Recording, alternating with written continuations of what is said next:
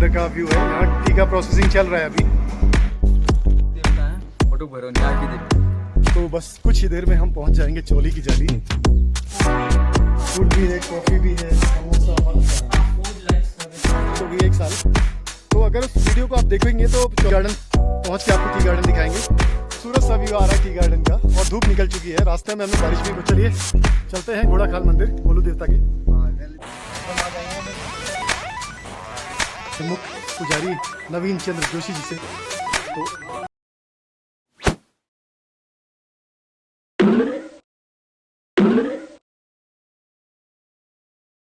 तो दोस्तों हम लोग आ चुके हैं महादेव के मंदिर से बाहर और अब हम इस पगडंडी के रास्ते जाएंगे चौली की जाली। वैसे प्रॉपर चौली की जाली का रास्ता मंदिर जो मेन मंदिर का जो नीचे वाला गेट है रोड के किनारे उसके बगल से है, बट हम यहाँ से शॉर्टकट जाएंगे।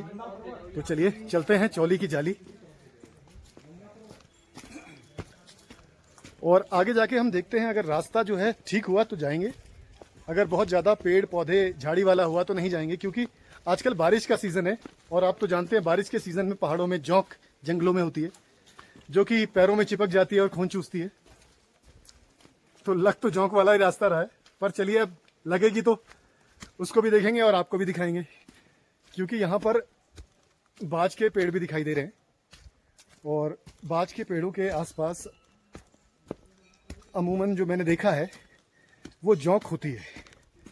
तो जौंक से बचना बहुत ज़रूरी है, क्योंकि जौंक वैसे तो गंदा खून पीती है, लेकिन जब ये जिस जगह से खून पीती है उसके बाद 15-20 दिन तक कंटिन्यूसली खुजली होती है वहाँ पर। तो इस वजह से मैं चाहूँगा कि जौंक ना लगे और मैं किसी जगह पे रुकूंगा नहीं, कंटिन्यू चलता रहूँगा कि जौंक मेरे पैर पे चढ़ने का जौंक को मौका ना मिले। और Sanjeev is not a single medicine. It's a combined for 5 medicine. Then we make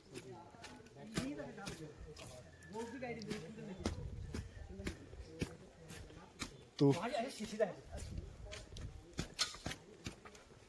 ये लोग चौली की जाली से वापस आते हुए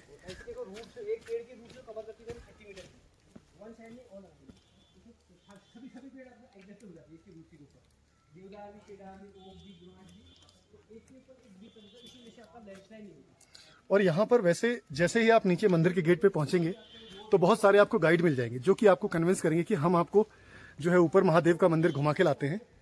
और उसके बाद चौली की जाली भी इन शॉर्टकट रास्तों से जो हर किसी को पता नहीं होते रास्ते, तो ठीक है उनका काम है, व्यवसाय है, रोजगार है और उससे पर्यटक को जो है आसानी भी होती है, उसको इधर उधर भटकना नहीं पड़ता और गाइड जो है सारी जगह दिखा के ले आते हैं।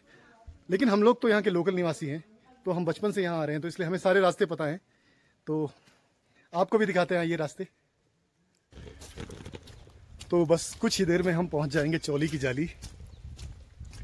और थोड़ा सा मैं इस समय इस पगडंडी वाले रास्ते पर चला तो आया, पर थोड़ा मेरे अंदर हेजिटेशन थी, बिकॉज जौंक का मुझे बहुत डर लगता है, क्योंकि जौंक जो होती है वो खून चूसती है। उससे कोई प्रॉब्लम नहीं है, खून चूस ले, लेकिन उसके बाद जो 15-20 दिन तक खुजली होती है ना, वो परेशान करती है। और वैसे जंगल बहुत प्यारा सा है, खूबसूरत है। महादेव के मंदिर से नीचे ये पगडंडी है और भाई लोग जा रहे हैं आगे आगे।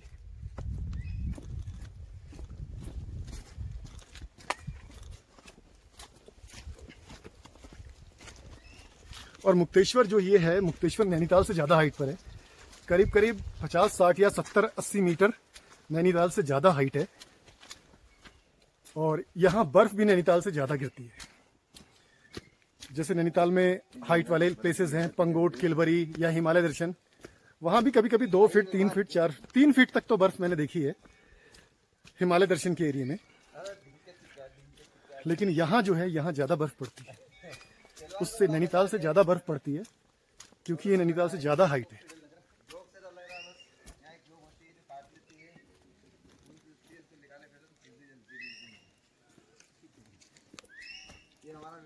वैसे गाइज हमें चौली की जाली से कुछ दिखना तो है नहीं, क्योंकि चारों तरफ क्लाउड्स ही क्लाउड हैं, तो विजिबिलिटी तो मुझे लगता है कुछ दिखेगा ही नहीं। ऐसा लगेगा कि आप बादलों के बीच में खड़े हैं।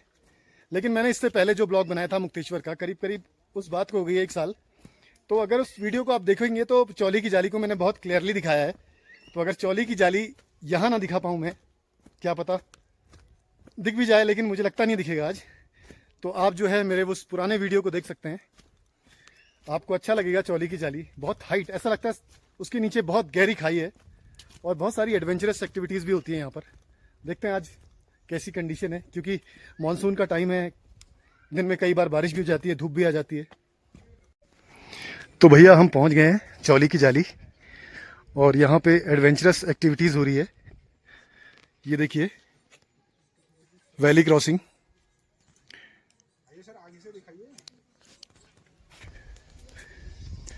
तो ये दाजू हैं हमारे लोकल के, जो कि वैली क्रॉसिंग कराते हैं और भी बहुत सारी एडवेंचरस एक्टिविटीज़ कराते हैं।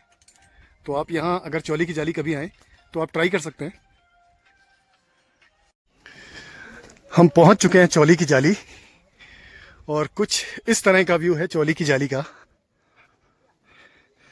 और यहाँ पर प्रिकॉशन के लिए एक बोर्ड लगा है, चेतावनी कृपया चट्टानों में ना चढ़ें, पाँव फिसलने से दुर्घटना। ठीक भी है, बारिश का टाइम है। और ये देखिए व्यू तो दिखाई नहीं दे रहा है, विजिबिलिटी तो ज़ीरो है। अब हम आपको दिखाते हैं, हम तो बचपन से आते हैं, 20-25 साल हो गए इस जगह पे आते आते। और यह है चौली की जाली।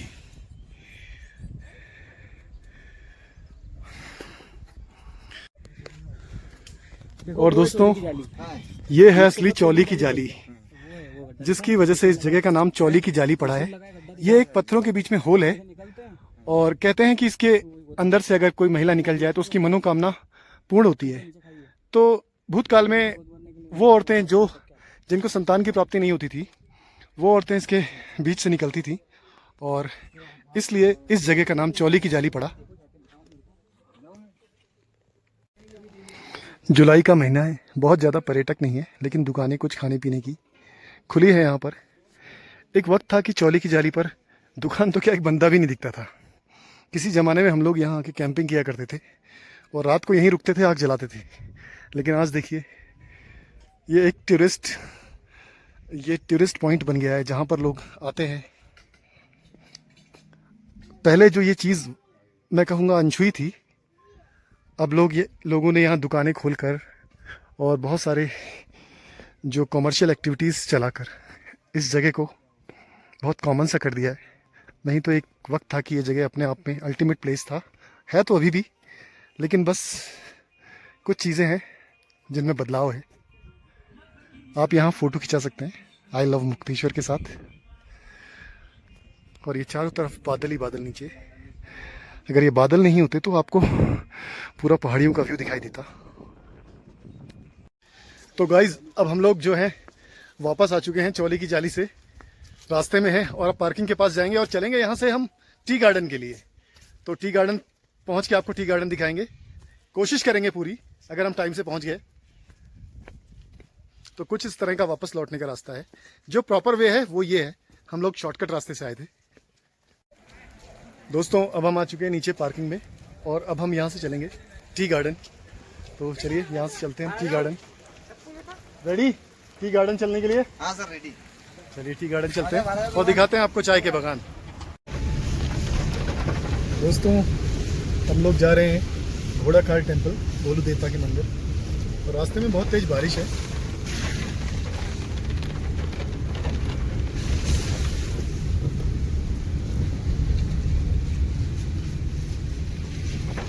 और हुक करते हैं शायद अगर हम वहाँ जब तक पहुँचें घोड़ाखाल टेम्पल तो बारिश रुक जाए, और नहीं भी रुकी तो जाएंगे घोड़ाखाल टेम्पल और टी गार्डन। जाना तो है ही।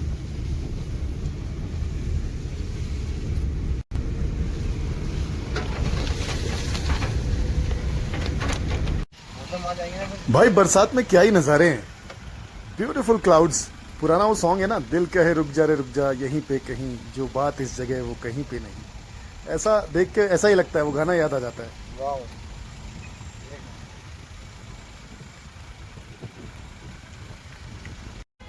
और यहाँ से हम मुक्तेश्वर से आने के बाद टर्न लेंगे लेफ्ट चाय बागान के लिए।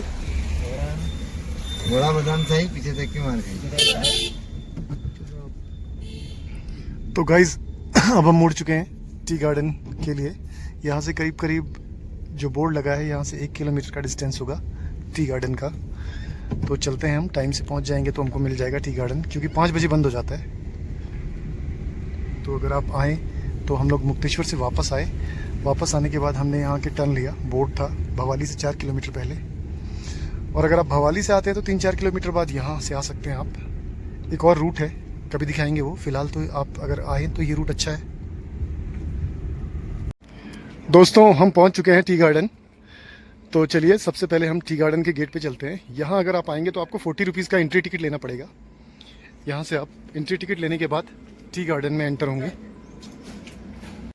कोई नहीं। तो ऐसे आप आएंगे अंदर तो आपको सबसे पहले ये टी फैक्ट्री के अंदर का व्यू है। यहाँ टी का प्रोसेसिंग चल रहा है अभी। और इसके बाद चलते हैं हम टी गार्डन। तो ये टी प्लांटेशन देखिए सामने। और अब चलते हैं मेन पार्ट में, जहाँ पे टी गार्डन का मेन पार्ट है, मेन एरिया। और ये पर्यटक दिखाई दे रहे हैं यहाँ पर।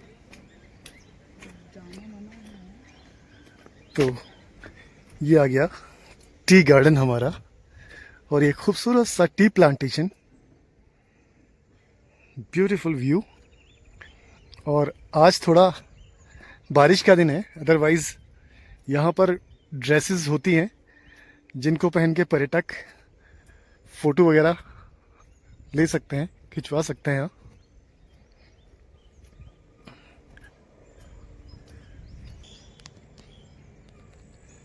खूबसूरत पहाड़ों के बीच में टी गार्डन अपने आप में एक अलग ही सुंदरता बिखेरता है।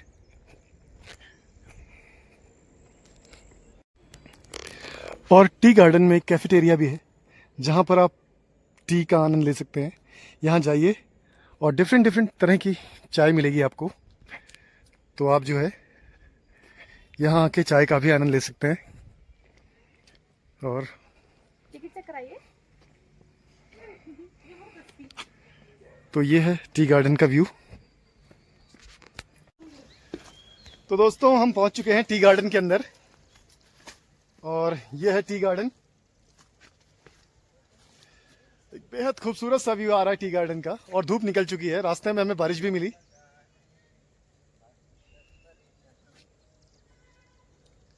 तो कभी भी आप नैनीताल आए तो यहाँ नैनीताल से 15 किलोमीटर 16 किलोमीटर का डिस्टेंस है यहाँ। और एक मंदिर भी है आगे जो दिखाएंगे हम आपको। तो आप ये टी गार्डन भी विजिट कर सकते हैं। तो गाइस, टी गार्डन देखने के बाद हमने सोचा यहाँ के कैफेटेरिया में टी का टेस्ट भी लिया जाए। तो हम जा रहे हैं चाय पीने।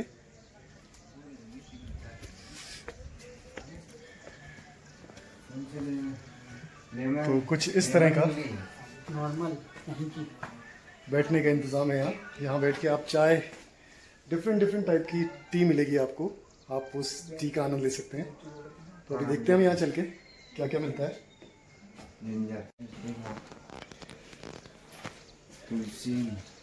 ग्रीन बर्ड कैफे, यहाँ तो बहुत सारी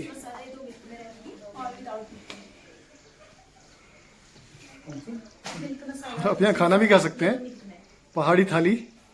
और यहाँ मुझे लगता है कुमाऊनी फूड मिलेगा ना। ठीक है। और 21 ये जो देख रहे हैं आप, ये मेरे ख्याल से बहुत सारे, कितनी वैरायटी है टी की आपके पास? टी की 7-8 वैरायटी है। पर इसमें बहुत सारी लिखी है ना। जी हाँ। अच्छा, इसमें कॉफी भी है? नहीं, फूड भी है। फूड भी है, कॉफी भी है, समोसा। अच्छा है। हाँ, फूड, लंच, सब है, जूसेस भी है। तो मेनली यहाँ पे जो आप कॉफी पिलाते हैं, कौन कौन सी कॉफी कॉफी? नहीं है सर, टी है यहाँ। टी कौन कौन सी पिलाते सर हैं? अगर प्रॉपर टेस्ट यहाँ पर चाहिए तो ब्लैक टी में आता है। ब्लैक टी में आता है। अच्छा, थैंक यू। तो दोस्तों हमने यहाँ पर मिल्क मसाला टी ऑर्डर किया है। और ये इस टी का प्रोडक्शन भी यही जो हमने आपको टी गार्डन दिखाया है इसी में होता है। और हम टेस्ट करने वाले हैं यहाँ का जो टी का फ्लेवर है, मिल्क मसाला टी। वैसे यहाँ ब्लैक टी होती है मेन, जो इन्होंने बताया कि यहाँ मेन जो यहाँ का टेस्ट आता है वो ब्लैक टी में आता है। बट हम लोगों ने प्रेफर किया कि हम मिल्क टी ऑर्डर करें। तो अभी हम मिल्क टी के लिए वेट कर रहे हैं और देखते हैं कैसा टेस्ट होता है। चलो भारी बैठेंगे।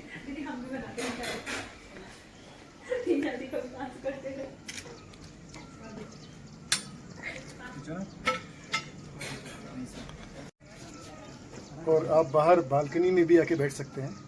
और बालकनी से आपको टी गार्डन का व्यू दिखाई देगा। तो अंदर बैठना है तो अंदर बैठ सकते हैं, लेकिन बालकनी से थोड़ा अच्छा लगता है, व्यू दिखाई देता है टी गार्डन का। एक अच्छा एक्सपीरियंस है, यहाँ बैठ के अच्छा फील हो रहा है। अब देखते हैं चाय कैसी होती है, बाकी बैठ के तो बहुत अच्छा फील हो रहा है।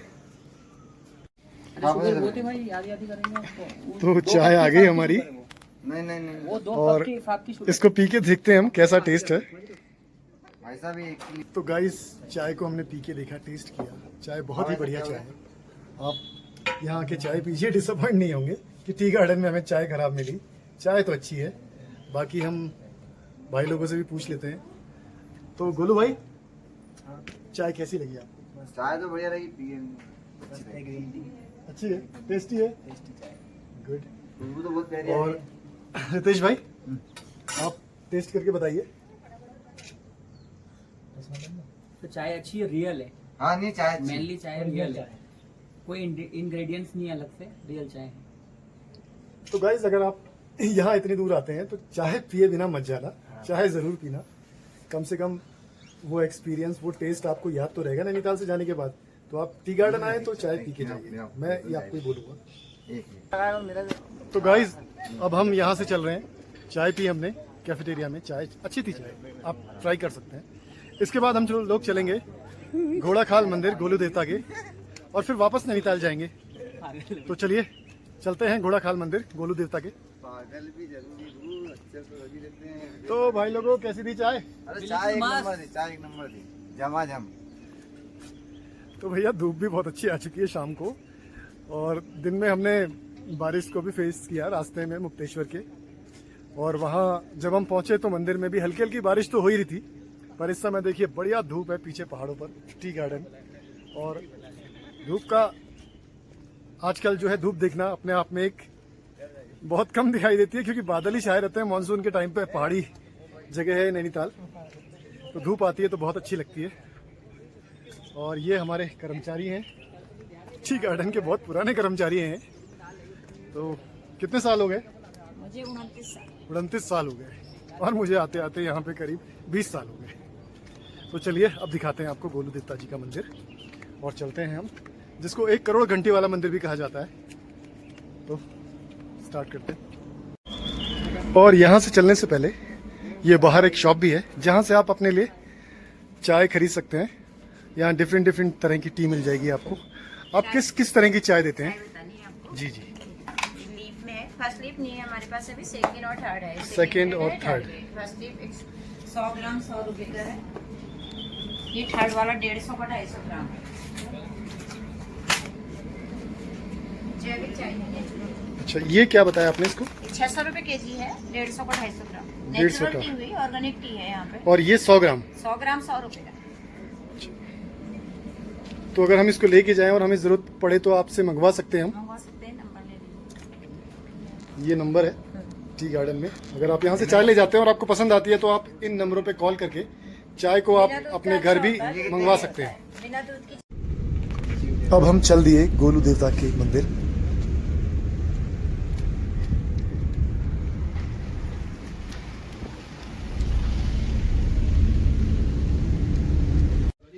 फ्रेंड्स हम पहुंच चुके हैं घोड़ाखाल मंदिर, और ये हमारा लास्ट प्लेस है आज का। इसके बाद हम नैनीताल वापस जाएंगे।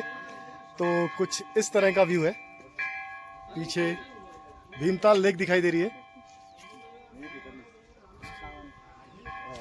और बहुत ही ब्यूटीफुल व्यू आ रहा है आज, क्योंकि धूप निकल चुकी है। और नीचे आप ये देख रहे हैं भीमताल लेक, और घंटियों की आवाज आ रही है ऊपर मंदिर से। तो दोस्तों अब हम चलते हैं मंदिर के अंदर, और ये है घोड़ाखाल मंदिर का एंट्रेंस। और अगर आप चाहें तो यहाँ भी अपने शूज वगैरह उतार सकते हैं, वैसे ऊपर उतारने के लिए भी है।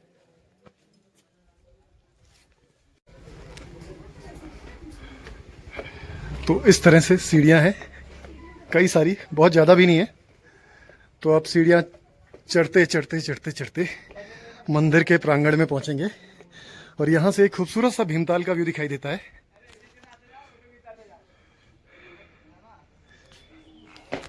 और अगर आप थक जाएं तो यहाँ बैठ भी सकते हैं, बेंचेस हैं, पर इतना दूर नहीं है कि आप थक पाओ, लेकिन बुजुर्ग लोग थक जाते हैं।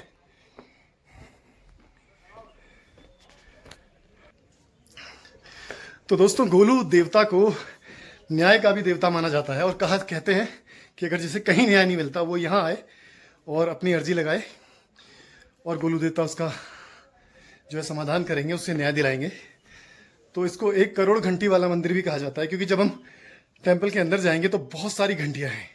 अब करोड़ है लाख है ये तो नहीं कह सकते हम, पर लोग इसको 1 करोड़ घंटी वाला मंदिर कहते हैं। तो चलिए दिखाते हैं आपको अंदर से मंदिर।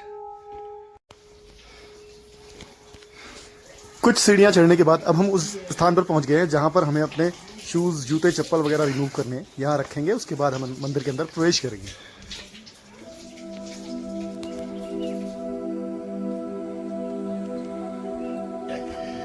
और हम पहुंच चुके हैं श्री गोलू देवता मंदिर के अंदर और आप देखिए चारों तरफ घंटियां ही घंटियां,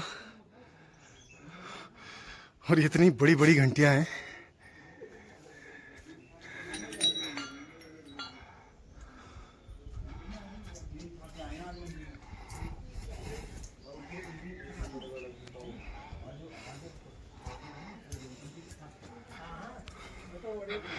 और मैंने पहले भी एक ब्लॉग बनाया था जिसमें मैंने आपको घंटियां दिखाई थी, और आप इन घंटियों पे देख सकते हैं ये लेटर्स लिखे हुए हैं। तो जिनको कोई प्रॉब्लम होती है वो गोलू देवता के मंदिर में आके अपनी समस्याओं को लिख के इस तरह से टांग देते हैं, और जब उनकी समस्या का निवारण हो जाता है तो वो आके बैल चढ़ाते हैं। और ऐसी भी मान्यता है कि यहाँ पर आने के बाद इंसान या भक्तगण कोई विश मांगते हैं, कोई मन्नत मांगते हैं और वो मन्नत पूरी होती है।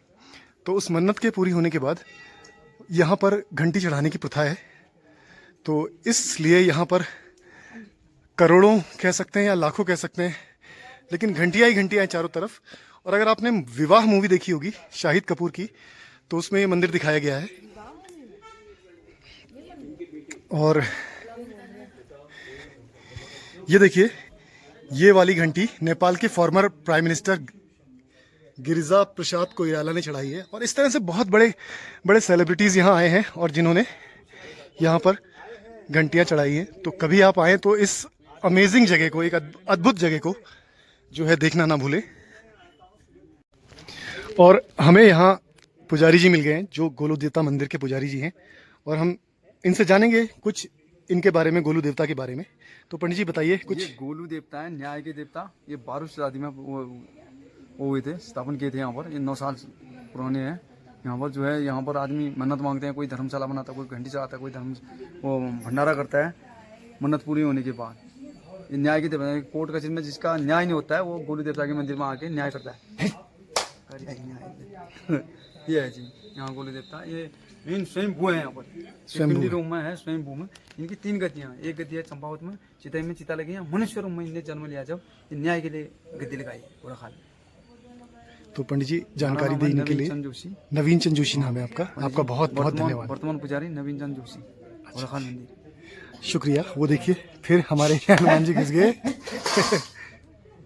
ये देखिए कुछ इस तरह से बंदर हनुमान जी परेशान करते रहते हैं। तो दोस्तों हमने बात की यहाँ के मुख्य पुजारी नवीन चंद्र जोशी जी से। तो इस तरह से कुछ खूबसूरत सा व्यू है गोलू देवता मंदिर का। और अब हम यहाँ से चलते हैं नीचे। अपने आप में अद्भुत, अमेजिंग, और कभी कभी तो शब्द नहीं आते इसके बारे में क्या कहें। लेकिन आप कभी भी आएँ तो गोलू देवता के मंदिर को ज़रूर विजिट करें और इसको अपनी लिस्ट में पिन करके रखें। आपको बहुत अच्छा लगेगा। चारों तरफ घंटियां घंटियां, और सामने से खूबसूरत भीमताल का व्यू जो दिखता है वो आपका मन मोह लेगा। और हमारा जो है दिन बहुत अच्छा गया आज, क्योंकि सुबह बारिश थी हल्की, फिर दिन में धूप आई, फिर मुक्तेश्वर के रूट में हमें बारिश मिली, और आज अब इस समय शाम के टाइम पे खिली खिली धूप है। और हमारे भाई लोग भी आ गए धीरे धीरे चढ़ते चढ़ते। तो चलिए हम चलते हैं नीचे। तो गाइज अब चलते हैं हम नैनीताल वापस। और हमारा दिन कुछ इस तरह से बीता। हमने आपको दिखाया मुक्तेश्वर महादेव का मंदिर, चौली की जाली, टी गार्डन, और लास्ट में हम आए हैं गोलू देवता के मंदिर घोड़ाखाल, जिसको घोड़ाखाल टेम्पल भी कहते हैं और 1 करोड़ घंटी वाला मंदिर भी कहते हैं। तो अब हम चलेंगे नैनीताल, और आज हम अपने ब्लॉग का यही अंत करते हैं। और आई होप कि आपको ये ब्लॉग पसंद आया होगा, और अगर ब्लॉग पसंद आया तो लाइक कीजिए, शेयर कीजिए, सब्सक्राइब कीजिए, कमेंट कीजिए। मिलते हैं कल सुबह नए ब्लॉग के साथ। Till then bye and take care. आप अपना और अपनों का बहुत बहुत बहुत ख्याल रखिए। Good bye.